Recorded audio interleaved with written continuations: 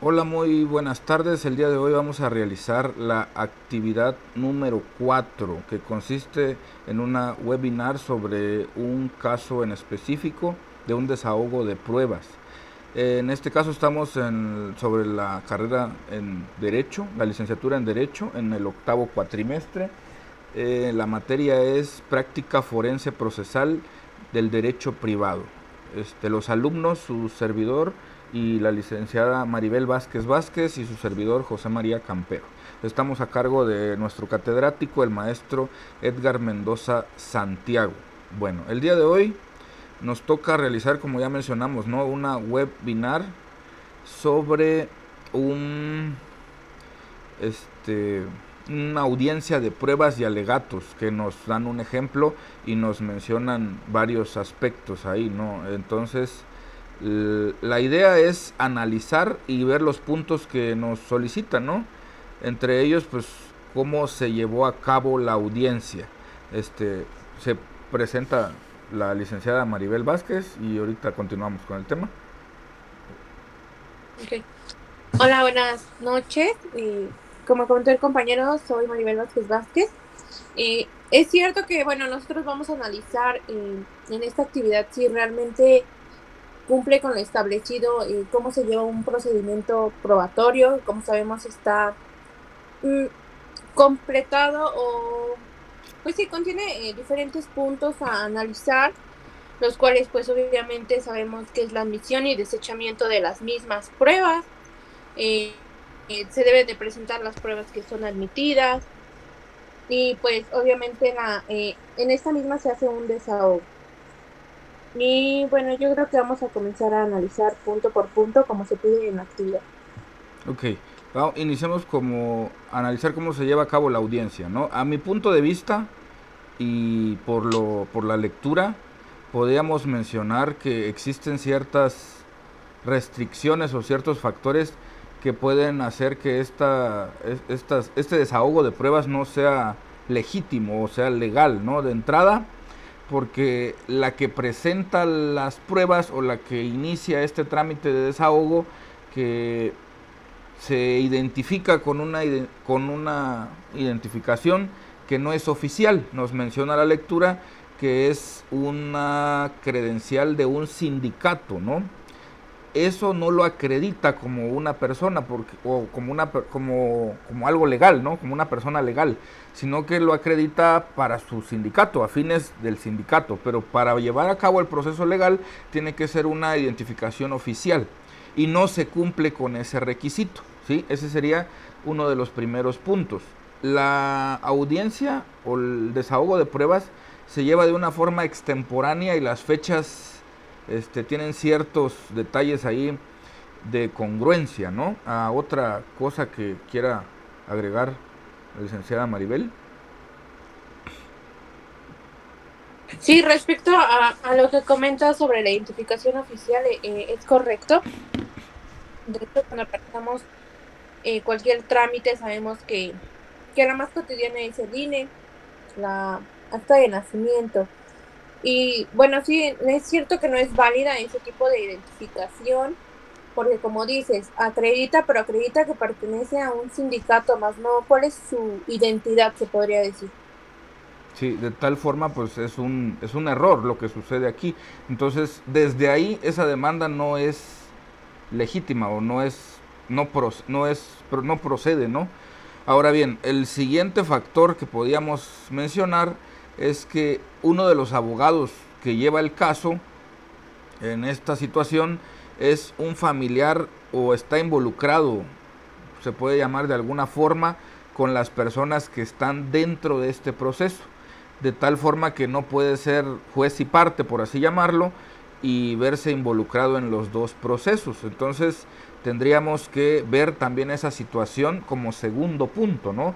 En donde uno de los abogados que se intuye como el que está llevando cierto aspecto en contra del familiar que es la cuidadora, por así llamarlo, del menor de edad que entra en este caso, pues no es familiar directo, de tal forma que tiene algún vínculo, no tal vez emocional, familiar o de alguna otra índole, y eso puede perjudicar a la forma en que se va a manejar este caso, ¿no?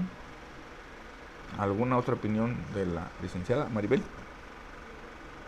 Sí, tocando el mismo tema, mm, hay una parte que dice que los abogados, como dices, no pueden defender como a los familiares porque pierde lo que se llama la parcialidad objetiva, que es lo que nos caracteriza.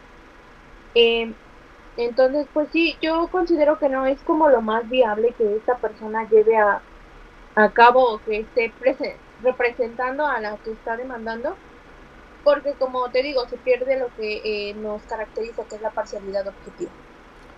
Sí, de tal forma que también se mencionan fechas que vienen siendo extemporáneas, ¿no? No concuerdan algunas fechas en la demanda y de tal forma pues no se lleva el proceso como debería de ser. Ahora bien, desde el punto de vista de lo que nos piden al principio, ¿no? Sobre cómo se llevó a cabo esta audiencia se da de una forma accidental, en donde se van reuniendo pruebas, se va metiendo una cosa, no se tiene una testimonial, por así llamarlo, objetiva, ya que tenemos un familiar, bueno, el licenciado o el litigante es familiar de una de las partes y las partes se ven involucradas no solamente, como mencionó la licenciada, de la forma objetiva, sino que se involucran sentimientos y otros intereses de índole personal, ¿no? En donde, pues, si pudiéramos verlo, las pruebas no se no se explican de una forma o de una situación en donde podríamos tener una objetividad bien elaborada, ¿no? Otra, otra opinión de la licenciada Maribel. Sí, hablando de los plazos, como dices, cuando hablamos de ofrecimiento de pruebas, perdón, los plazos aquí nos marca que son importantes en este mismo donde van a ofrecer o proponer los medios de prueba. Un ejemplo por citar es en el periodo del ofrecimiento de prueba, que es de 10 días, este se cuenta a partir del día siguiente en que surta efectos la notificación. Entonces, como dice, hay ciertos como fechas que no concuerdan y en este proceso, hablando del ofrecimiento de pruebas, los plazos son muy importantes. También cuando se admiten las pruebas, que es al día siguiente de que termina el proceso del ofrecimiento de pruebas. Y bueno, esta práctica procesal ante los jueces es muy importante porque, como sabemos, pues cuando se desfasa de los plazos puede ser nulo o se puede como crear una contrapartida cuando los plazos no son correctos. Ok, aquí también nos menciona, ¿no? Sobre si hubo o no presencia del juez. Desde su inicio la estructura de la demanda pues no tiene, por así llamarlo, el encabezado, ¿no? No tiene la fecha, tiene varias cosas que le hacen falta. Entonces hay ciertos procesos que lleva la estructura de la demanda que no cumple de inicio, ¿no? Ahora, las identificaciones tienen ciertos problemas. Sí, si bien sí estuvo presente la juez y es una juez del juzgado primero familiar, creo que nos refiere. Entonces, sí es competente, pero aquí ya se vuelve un problema de índole civil también, ¿no? Donde están peleando cierta cantidad o ya se establece un monto, por así llamarlo, ¿no? Entonces, no es... Se, hay varias situaciones dentro del conflicto, ¿no? Una es, por así llamarlo, la custodia de la niña, la otra es una propiedad y la otra es el manejo de un seguro que sirvió para comprar una casa y tienen diferentes circunstancias.